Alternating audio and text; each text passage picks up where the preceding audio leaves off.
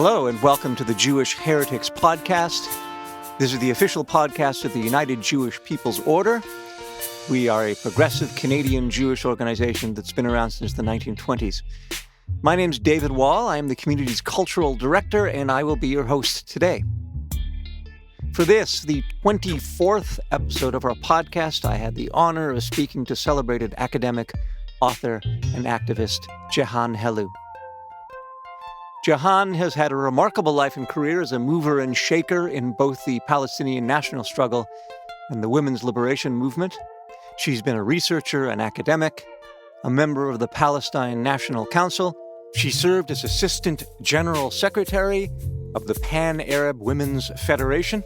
She was a member of the leadership of the General Union of Palestinian Women and a director of the Tamar Institute for Community Education. Most recently, Jehan was one of the main founders and presidents of the Palestinian chapter of the International Board on Books for Young People, known as IBY. Jehan and I had a wide-ranging conversation, of course barely scratching the surface of her incredible, varied, and impressive list of accomplishments. We touched on, among other things, her work in the 1960s and 70s at the forefront of the Palestinian and women's liberation struggles, including her many encounters with allies engaged in revolutions throughout the Global South, her advice for Jewish organizations like ours as we face down fascism and genocide, and her vital advocacy for Palestinian children. We reached her in London, England. Jehan Helou, thank you for joining us on our podcast. How are you doing today? Yeah, thank you, David. Thank you for giving me this opportunity. I am happy to join your podcast. I'm okay, but these days are not the best days for the Palestinians and I think for humanity in general. Agreed. You're in London, yeah? You're zooming in from London? Yeah, because I can't be in Palestine. You see, I was born in Haifa before the creation of the State of Israel, and I am a refugee. I can't be there. I went there for 10 years, but it was with my British passport and with the help of the United Nations, and then as a tourist or something, which is, this is our Nakba. I want to go back to your origin story. We like to talk about origin stories on this podcast. Yeah, good. As in, how did you come to your political consciousness? You mentioned you were born in Haifa, in what was Haifa, Palestine, in 1943. Yes. Can you talk about your parents? I understand, for example, that your father was an important trade unionist. Did they instill a sense of justice and Palestinian identity in you at a young age? Actually, it's a little bit complex, David.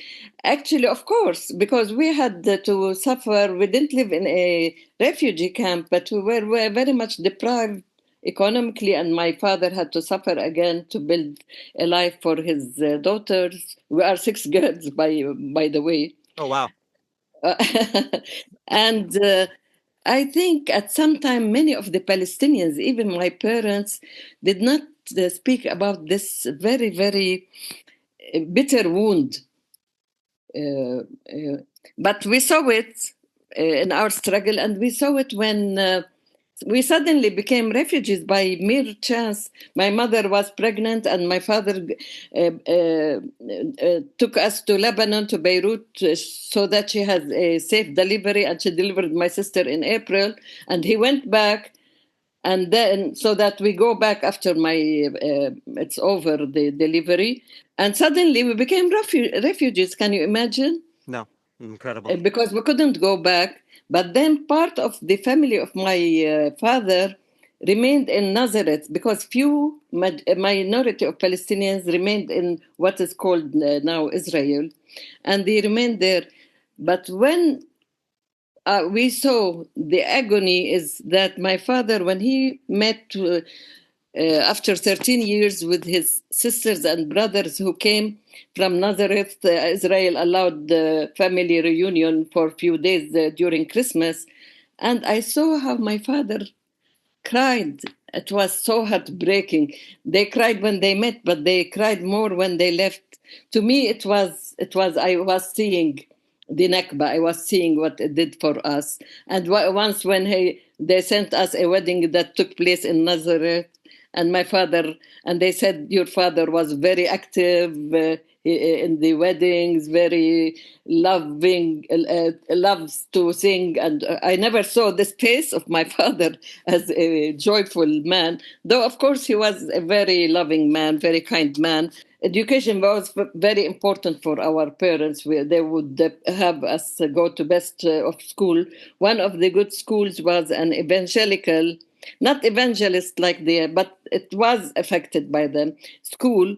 And the Bible teacher was started to teach us about the wars and the Old Testament, how the Jews are the chosen people of God, etc. And I was so upset. I said, "What is God? I thought he's nice, he's kind, he's for all people." And when I went to the principal and I told her, "I don't accept that, no, nobody." And she said, no, Christians are the chosen people. I said, "I don't accept that also." Yeah. That's so interesting. In a really inspiring piece that you wrote entitled Testimony, the Power of Women's International Solidarity with the Palestinian Revolution, you describe in appropriately glowing terms the period from the mid-'60s to the mid-'80s. You call it a golden age of solidarity between women around the world. And then you go on to say that these 2 decades, the mid-'60s to the mid-'80s, were an age of revolutions and liberation movements, and that the Palestinian women's struggle was at its heart.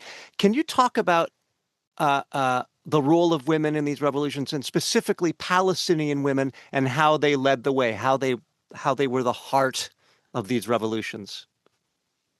For us, it wasn't at the beginning that easy because we were a traditional society to an extent. Women were still enslaved by the traditions and all the hierarchy of patriarchic society. And when we were uprooted from Palestine, people even thought, to keep our identity, we should keep women enslaved or so. This was the vision. So at the beginning, it was difficult.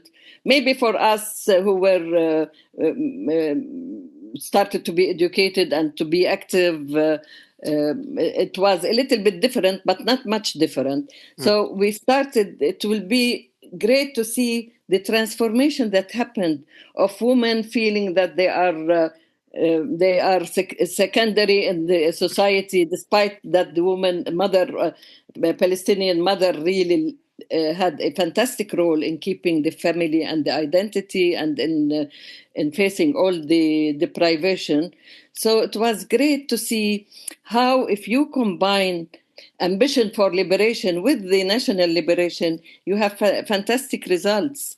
I could see it. I could see it in my eyes when women were not allowed to go outside without the permission of the father or the mother, or to work in politics or to choose her husband.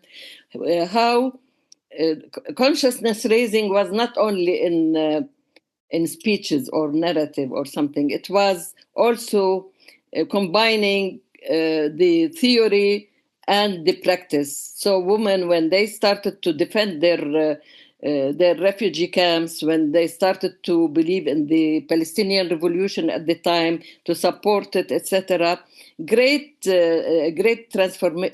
transformation happened. And at that time, to remind you, also it was the peak of women liberation in the West. And for the first time, we started to see many books that combine the issue of women's liberation with the issue of social transformation and social justice. It is not divided. But of course, to work with women in the global South, that because they were still struggling for their complete liberation from colonialism or neo-colonialism that was taking place. And also by participating in the UN conferences, where we had always to struggle because the official women representing Western states in the UN they always said, "Oh, you cannot involve politics with women issues. It is only a separate issue." So this concept of the integration of women issues with the system, with the political system of the country, with the class issue, with the social justice, etc., or how women were turned into a commodity or not. All these issues were starting to be addressed. And connected, not only addressed but connected. Of course, connected, because if we didn't connect it, we will go nowhere. So we were very, very touched when we had this invitation to have this tour in Latin America. When I wrote about, and I know people, they were with limited means, but the support was great, because they could see, could relate their situation to our situation. And now more, David, you can see how everything is connected. You can see what's happening in Minneapolis, how it is connected. You can see what's happening in the universities, how it is connected. And we always thought you cannot liberate Palestine or have a just society while women are still dominated and cannot get their rights. Can we backtrack a little bit? You have a habit in your writings of underplaying or sort of tossing off some of your incredible accomplishments like they're just nothing or run of the mill. For example, you say that you joined Fatah in 1967 and that you were quickly appointed to its leadership in Lebanon. Can you talk about that? Doesn't happen to everyone, so you must be very special. Can you talk about how this came about, and maybe talk about Fatah, just for our listeners? Give some background into the organization, its origins. What did it develop from, the organization, and then talk about how you became part of the leadership. So Fatah started in the late 50s from different Palestinians in Kuwait or in Gaza or many of them in different areas, and they started to think of a movement that will play such a role.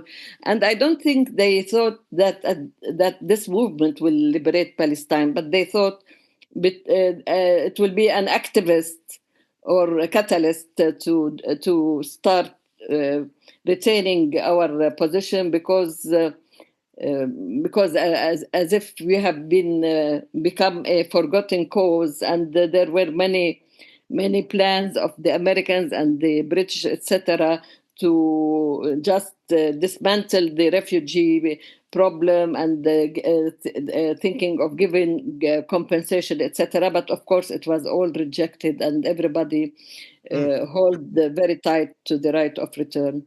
Right. So, but what made the Fatah became really important, etc., is the defeat in 1967 war, because the defeat, as if it was message, we cannot, as Arab armies, defeat Israel, which is very well armed and supported by the Americans and the other imperialist powers, and has a better technology. And so everybody started to think and to be inspired more and more by Algiers and Vietnam in particular, that if people can organize well, and they can do wonders to face the supremacy of technology, which was actually starting to be seen in Algiers, in Cuba, and in other African and countries that were liberated from colonialist powers, etc. So Fatah became a popular movement. So I don't know how I was chosen, but because I think there weren't many women at that time. Also because I was the president of the Political Science Society at the American University of Beirut. So I had a little bit of some history. I was surprised to have to be put on this leadership. So it didn't take much time to convince me, because I was already convinced and looking, also supporting. I was supporting even the Popular Front a little bit. They were raising some money, and though we knew that Fatah is it's a national movement. You can find people who have more Islamic tendencies. You can have people who were Marxist. You can have people who were nationalists, etc. And to me, actually, I didn't know, but I knew that I am against the Americans and I am with the Soviet Union. Reading more about revolutions, reading, etc., I think I and many others, we became more Marxist oriented in our analysis, in our ideology, in not maybe as a Marxist organization committed, and we didn't join the uh, Palestinian Communist Party, which was at that time not very much with the armed struggle, etc. So it was a process of how Fatah developed to have different ideologies living together. You have that's fascinating history. And it really does, of course, mirror so many liberation movements that you have different factions left and right, and eventually things get sort of torn apart. Your quote, I found a quote. You say something fascinating. You say that the Fatah organization wanted to liberate the oppressed Arabs, but also wanted to bring back the oppressors to humanity. Mm-hmm. What did you mean by this? Can you elaborate? It's a fascinating statement. Yeah, I think so, because you'd be surprised, David, that despite all the suffering of our people, etc., at some time, of course, maybe there was some people just linking all Jews to Zionism, etc. But with the development of the revolution, everybody, even the children, if you ask them, they would differentiate between Zionism and Judaism. And it was immediate that many of our colleagues or comrades who were in Fatah declared that their mothers were Jewish, and they became leaders. And my mother also, when we just discussed it, my mother used to tell us how she lived with her family in different flats, and her neighbors down were Jewish, and she used to on Saturday to go and lit the candles because of Saturday of.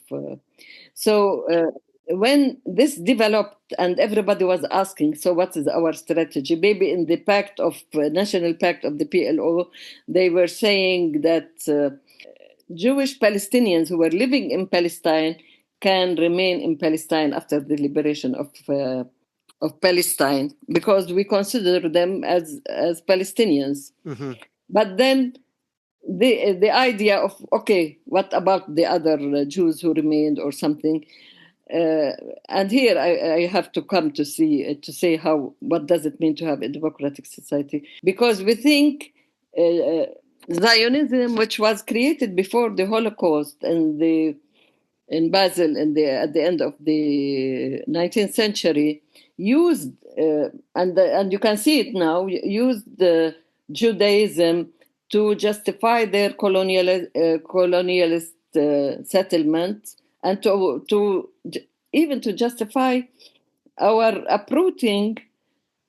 So we thought this is our aim, because Jews should be liberated, not only Palestinians.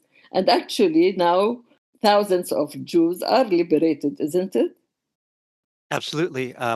We'll get to that, because, of course, the organization I work for is an allyship with Palestinians. So you're talking to them. Yeah. That's fascinating. Sorry. So this is the idea. We had this vision that they were misled, and not only they were misled, the whole world was misled.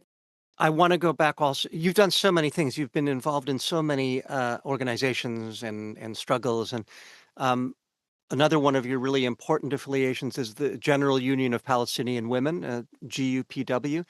Can you talk about the union and what your roles were in it over the years? Yeah, yeah. The union, when the PLO was established, they always thought that they will have some sort of grassroots movement for women. So I had really an important role that maybe I didn't speak about it much in the branch of Lebanon, because being in the leadership of Fatah at the time, so I had access to the camps. And by the way, can you imagine that we were not allowed to go to the refugee camps before 67 and after? At the beginning, first year, we had to take permission from the Lebanese intelligence, but then the camps were liberated, and so we could go and work in the camps. So I had a role to work with the women, with the grassroots women, uh, try consciousness raising, and at the same time to do some maybe simple projects. But the most important one was the illiteracy campaign, and we Hmm. were very much influenced by Paulo Freire, Hmm. pedagogy of the oppressed, or etc. So, and I liked my work because it was the grassroots work, and I worked there till 1974 in this union, Hmm. where I met. I would like to mention it because it shows how consciousness can be changed. I was in the camp, and I was talking to some lovely woman, and I said, "It's not enough that your husband is a freedom fighter, or your son, or your brother. You should be also. What is your role? Aren't we equal? Women equal to men?" And they looked at me and they said, "Of course not." Yeah. Yeah. So so, yeah, and then another woman who was at the university, another girl, and this it made me think how, even as also the oppressed, when you say even the workers sometimes do not know their they don't have enough consciousness to revolt against their oppression, etc. So how sometimes you accept the role of the oppressed. Hmm. So it was really a challenge to start and change this brainwashing of demonization. So Mm. it was interesting because I could see how women were not able even to go outside the camp without a permission, etc. When they were so empowered, and they could really even tell their parents what they want, whom they want to marry, when they want to travel, etc. Then there was the conference, and we had a really very big conference, lovely conference, where many international delegates came. In the conference, the leadership wanted me to be in the leadership of the union. So I had to leave the grassroots, and I was elected to be the officer of international relations. This is why I had to travel a lot. You had an amazing experience in 1980 when the General Union of Palestinian Women visited Vietnam, and you Yeah, write about that in I extensively. think 81. Yeah. Can, Oh, can can you describe? So it's just fascinating to me. Can you describe what seems like a special relationship that existed between the Vietnamese and Palestinians? Maybe it still exists to this day. There seems to be like a real serious mutual admiration. the nice thing is that in Fatah and in others, we knew that we have to be empowered by learning about other struggles and their experiences, and have lessons, etc. And I don't know if you know that even the Vietnamese, they gave us the flag of the struggle after they were victorious. It was given to Palestine at the time, because South Africa was there, but it wasn't as on the headlines as Palestine at the time. Hmm. So we were invited to go and study their experience. Right. I mean, and to exchange. I mean, also to talk about our struggle, about our society, etc. So we went in the name of the General Union of Palestinian Women, and we were from different factions. The nice thing is, we in the General Union of Palestinian Women, of course, it wasn't that great because sometimes alliances are not very successful, and we PLO started to face some problems. But on the other hand, we always insisted to work together with other factions, not only with the Fatah people or something. We fought for that, and really, it was fantastic to really see how they could struggle despite all the difficult conditions they faced, despite all the oppression, the killing, but there were many lessons that we had to learn from them and to study, not to study, just to learn. And we asked them many questions, which maybe some of them I would like to mention here. For example, they used to work in the with the soldiers of the enemy. I mean, the Vietnamese who were in South Vietnam. They would go to the borders, and they have their microphone. They would. They will address the emotions, the feeling of these soldiers about what future should their future should be if Vietnam, South Vietnam is liberated, how they should think of their families, how they shouldn't cooperate with the enemy, etc. So they never gave up. Also, they told us how, in general, it's not about Vietnamese women, etc. They always have, the main thing is that they have a solid strategy, but their tactical programs could change accordingly, according to the change of the situation, according to realities on the ground, etc. We asked about social issues, for example. We said, how do married couple, if both of them are in the armed struggle, how do they cope? And we understood that the Viet Cong, they had special tents for every couple to meet maybe every other time, and special to have a weekend together. They thought of the human needs. They didn't really dismiss it, saying, though they were, of course, saying that the needs of the liberation have the priority, but to be able to live with it, they had some slogans. They say, if you're married, you can delay a little bit to have children. If you are engaged, you can delay your engagement. If you are single, you can delay your marriage, etc. Of course, they had fantastic kindergartens and nurseries, because okay, if we want, and this wasn't addressed with the Palestinians because maybe we didn't need it, because if you need women to be in the struggle and she's married, so what about the children? So Right. it wasn't just to talk slogans without finding programs and solutions.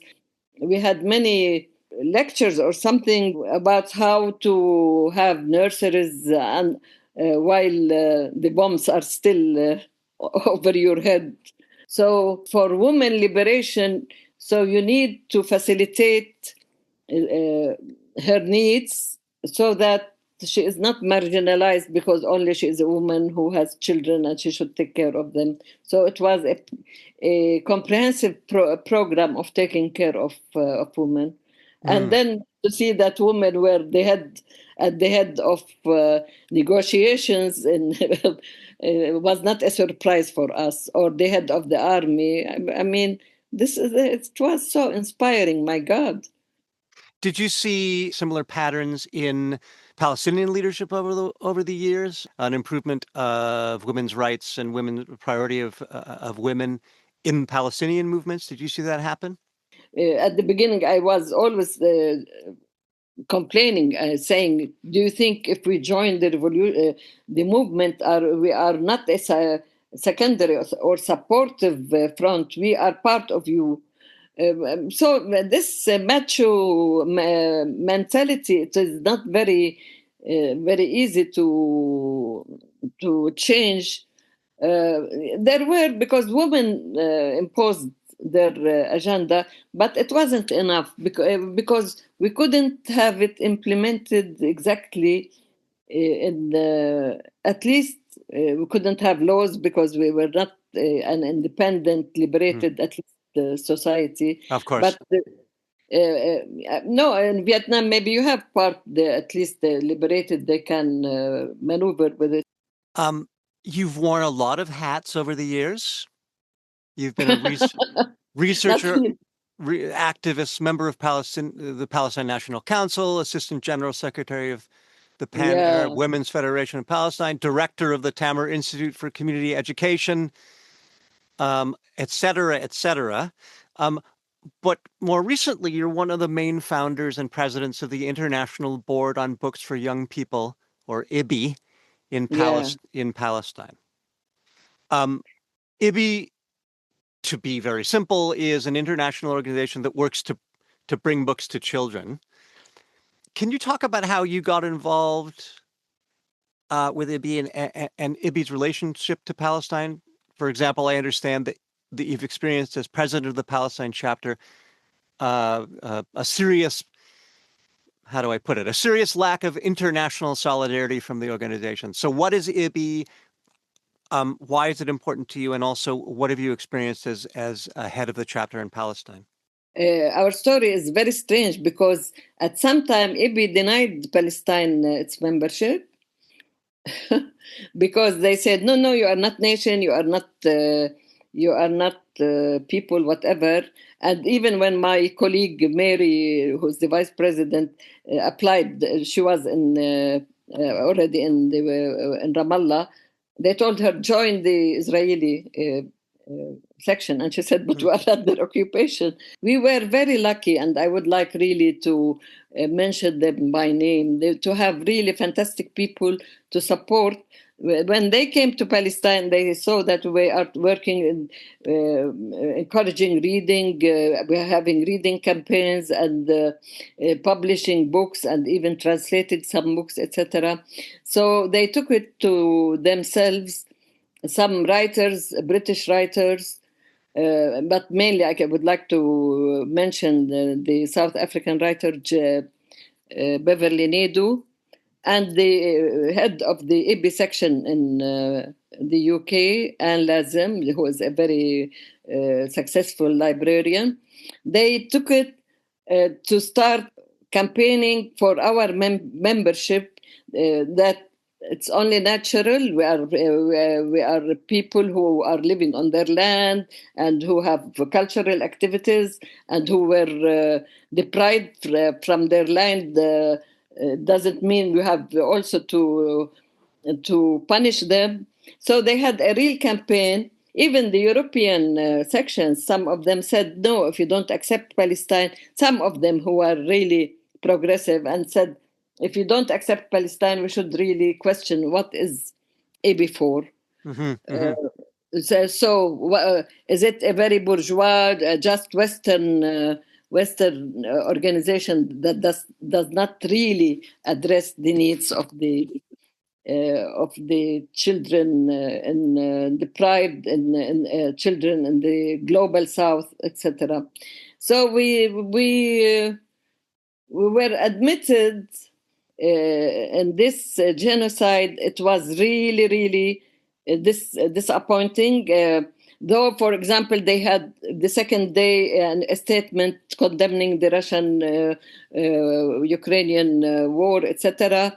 They always say, no, we cannot do it for Palestine, even if they can do it in a mild.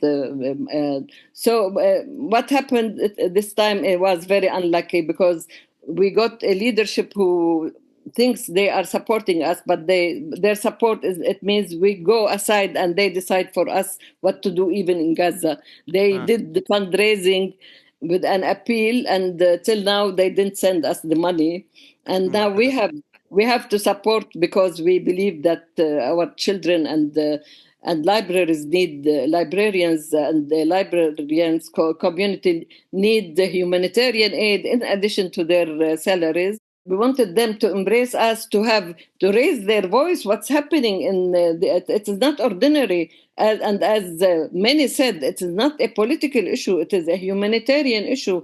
If the ICC, ICJ, and ICC are condemning Israel, so why are you afraid? So I don't know. They live with their past, not being able to have the courage. I think solidarity needs courage, needs really transparency. What we think, what is happening till now in the West Bank and Gaza is really, really horrible. I mean, being that old in the struggle, David, we cannot take it anymore with all the sacrifices, with all what the world is looking, how colonized people have been also vandalized and oppressed again and again.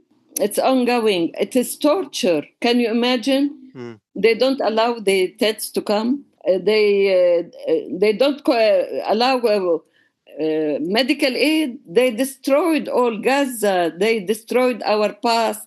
They are destroying our present.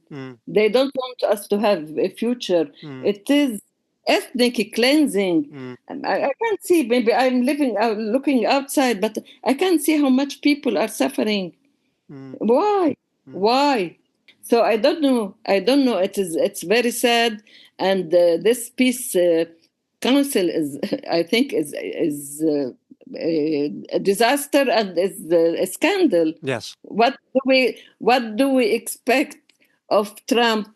And we know that people believe in our cause, and fantastic things are happening. And what I noticed about what I mentioned about Palestine action, really, I mean, I couldn't believe it. My friends were telling me, no, we went to the demonstration and we are ready to be arrested, my British friends. So there are really, the other face of humanity is very important, but they should know that we are still dealing with atrocities, with torture. It is brutal. It shouldn't happen. It shouldn't continue to happen. It shouldn't happen that to allow an occupying power to recognize it and always give them the chance to just justify their action, to really dispossess and really kill or ethnic cleansing of the Palestinians. What's happening in the West Bank is horrible, David. 30, 40,000 houses. It's a silent genocide. 30, 40,000 have been demolished or not allowed. The families are not allowed to live there. It is. They don't want to have any refugees, and people do not have any place to go. They don't have enough money. It is all just pressuring people to leave Palestine. It is ethnic cleansing. They say it. We are sorry, we didn't do it completely in 1948. We should do it. So I don't know, with all the silly recognition of Palestinian state and doing nothing. I want to talk for a minute about allyship. So the organization I work for, the United Jewish People's Order, is currently celebrating its 100th year. Ah, really? 2026. We started in 1926. We originated as an openly communist movement within leftist Jews in Canada. And in fact, a point of pride for me anyways, we were kicked out of the main umbrella leftist Jewish organization in the 1920s for being too Bolshevik. We've always maintained a pro-Palestinian approach, and especially in recent decades have been staunchly critical of Zionism, of course, in the face of the ongoing Nakba and more recently genocide. What do you say to liberationist Jews like us who find ourselves marginalized and worse by mainstream Jewish and liberal society in general? Do you see us as an important voice? Are Jewish voices worthwhile? And what, in your view, what are the best ways for us to live our allyship to be effective as pro-Palestinian activists? What should we as Jews do? First of all, congratulations. And I hope you have a good opportunity for celebration and evaluation, how to go ahead, etc. This is great because you got it from the very beginning. I mean, so I don't know, except that you always have to talk truth to power. You shouldn't give up. Because also giving up means Zionists will prevail, Zionism will prevail. But I think the main thing, can you reach out to Zionist Jews who are starting to rethink, evaluate their position in Israel? I mean, the thing is that Ellen Pape and what's his name, etc., everybody is worried that the majority of the Israeli society now is very much brainwashed by all the bullshit of Netanyahu, Zionism, and the enemy.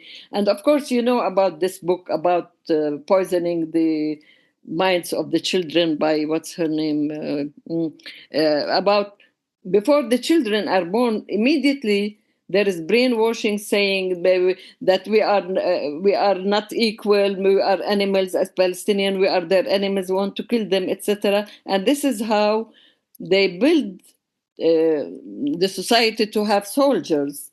So at some time we thought that Oriental, or what we call Sephardi Jews, will be our allies. But apparently it didn't work, though some of them now are writing. I don't know if you know about the book of Avi Shalem, the Iraqi Jew. You should read it because it's excellent, about how his experience, how the Iraqi Jews were uprooted from Iraq, where they lived as equals, very, very comfortable and equal rights, and then how they were second-class citizens in Israel. And he said that it's not only Palestinians are the victims, it's also Arab Jews are also victims, which is really because, okay, you live in Canada, you are Canadian. Suddenly, no, you are not Canadian. You are Israeli. You have the right to live in my home. I cannot, as a Palestinian, I cannot live in Palestine, which is ridiculous. What is the difference? And it should be addressed as a colonialist settlement. I wrote an article, not very important, but about the subject. It was published by Bertrand Russell. It is, and it should be addressed as a colonialist settlement. So I don't know how can you reach out to that? Any programs, any connections? Are you saying connections to people in Israel? Yeah, proper? Is that what you're saying? Yeah. I mean, that's always a challenge, and it's always a challenge. Is something we deal with is talking to Zionists. There are Zionists, there are people, as you mentioned, who are kind of on the fence or might be sort of reimagining their Zionist identities. But there's such a divide and there's such extreme views that sometimes it almost feels useless to try to reach out to people.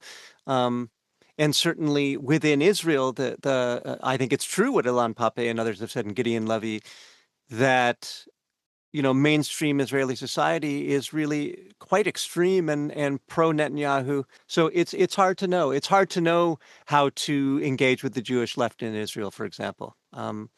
But certainly we are trying.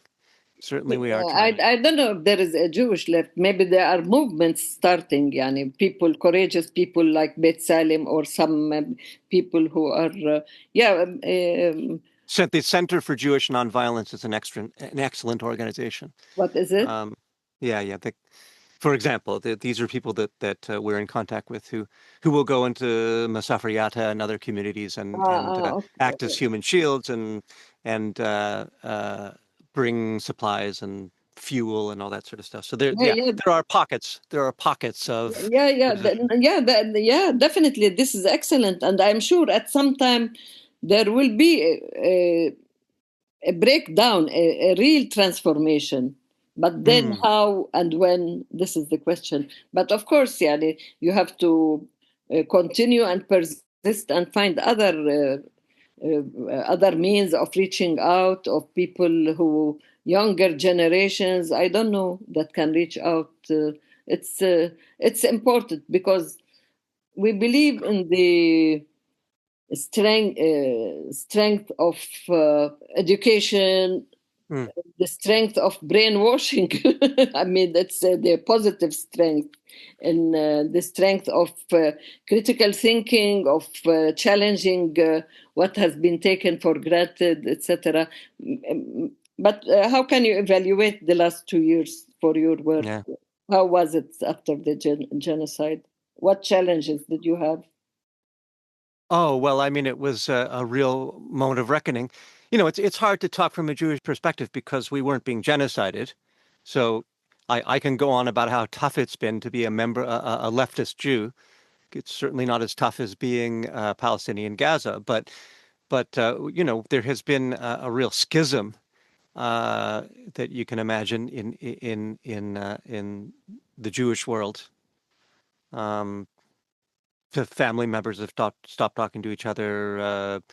You know, organizations like ours have certainly been marginalized. But I do like how you say you did kind of have a moment of hope there that eventually you think there is going to be you called it breakdown, but there is going to be transformation, and maybe it is something for the young to achieve.